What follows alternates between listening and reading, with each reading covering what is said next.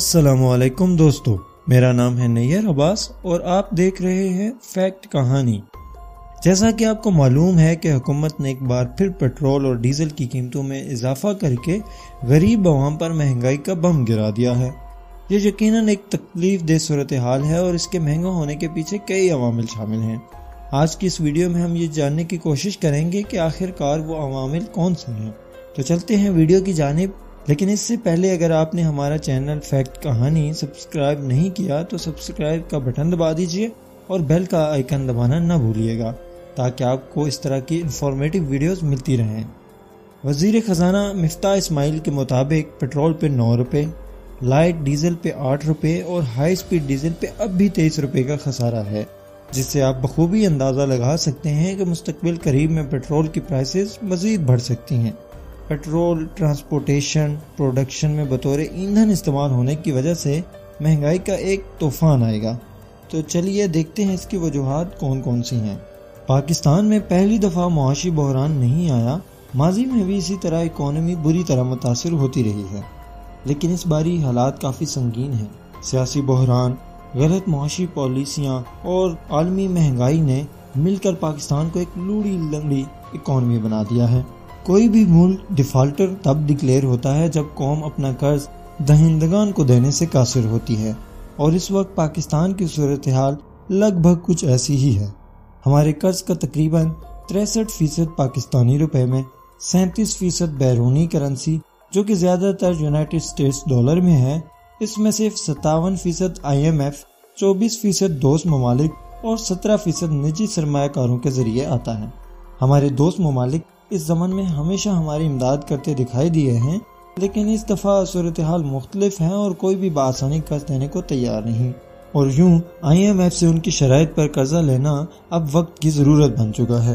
2 مہینوں میں current account خسارہ 93% اضافے سے 2.29 ارب ڈالر تک پہنچ چکا ہے، جو کہ یقیناً ایک خطرناک صورتحال ہے۔ حالات اس قدر سنگین ہیں کہ موڈیز نے پاکستان کو مستحکم سے منفی معیشت قرار دے دیا۔ ملک میں اس وقت 16 پلانٹس بند ہونے کی وجہ سے بجلی کی لوڈ شیڈنگ کچھ علاقوں میں 17 گھنٹوں تک جا پہنچی ہے۔ کاروباری طبقہ اس قدر پریشان ہے، آپ اس بات کا اندازہ اس طرح لگا سکتے ہیں کہ اکنامیکل انسٹیبلٹی کی وجہ سے ہونڈا، کیا، کرولا جیسی کمپنیوں نے اپنے اسمبلی یونٹس بند کرنے کا عندیہ دے دیا ہے، جس سے بے روزگاری میں اضافہ ہوگا۔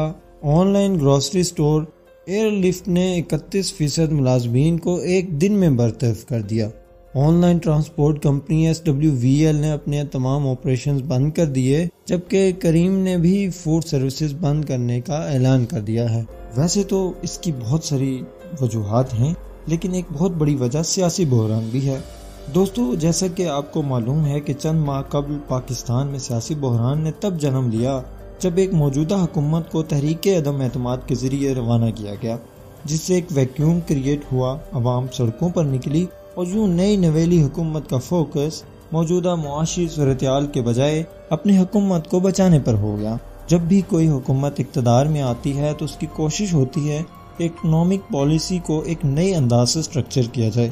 نتیجتاً کاروباری طبقے میں تفتیش پائی جاتی ہے، انویسٹمنٹ اٹھا لی جاتی ہے اور یوں ہم پیرالائز ہو کر IMF جیسے اداروں کی جھولی میں آ گرتے ہیں، جو کہ اپنی منمانی کی شرائط پر قرضہ دیتے ہیں، جس کی موجودہ صورتحال سری لنکا میں پیدا ہوئی، جہاں سیاسی رہنماؤں نے اکانومی کو بہتر کرنے کے بجائے قرضوں پر انحصار کیا، امیر طبقے کو ٹیکس چھوٹ دی اور یوں بینک کرپٹ ہو گئے۔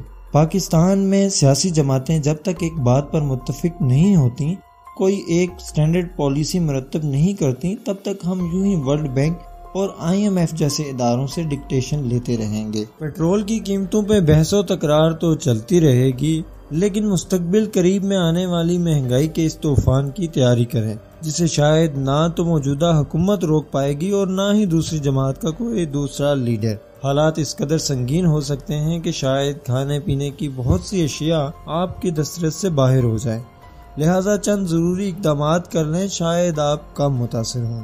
اپنے تمام غیر ضروری اخراجات جن کے بغیر گزارا ممکن ہے ترک کر دیں اور اپنی آمدن کا 5, 10 یا 20% ضرور بچائیں۔ نوجوان ٹک ٹاک یا دیگر سوشل میڈیا ایپس پہ وقت ضائع کرنے کے بجائے آن لائن بزنس سکل سیکھیں اور انٹرنیشنل کمپنیوں وغیرہ پہ فی الفور کام شروع کر کے آمدنی بڑھائیں۔ اپنے گھروں میں جس قدر ممکن ہو سبزیاں اگائیں اور مرغیاں وغیرہ پالنا شروع کر دیں۔ اور آخری بات، ویسے بھی جس قدر پیٹرول کی قیمتیں بڑھ رہی ہیں، لگتا ہے کہ ہمیں دوبارہ سے سائیکل کی طرف رجوع کرنی پڑے گی۔ بظاہر ان تمام مسائل کا حل پاکستان میں ایک سیاسی بحران کا خاتمہ نظر آتا ہے اور اس کے لیے الیکشن ناگزیر ہو چکے ہیں، لیکن کیا نئے الیکشن اس تمام اکانومی کو بہتر کرنے کے لیے کافی ہوں گے؟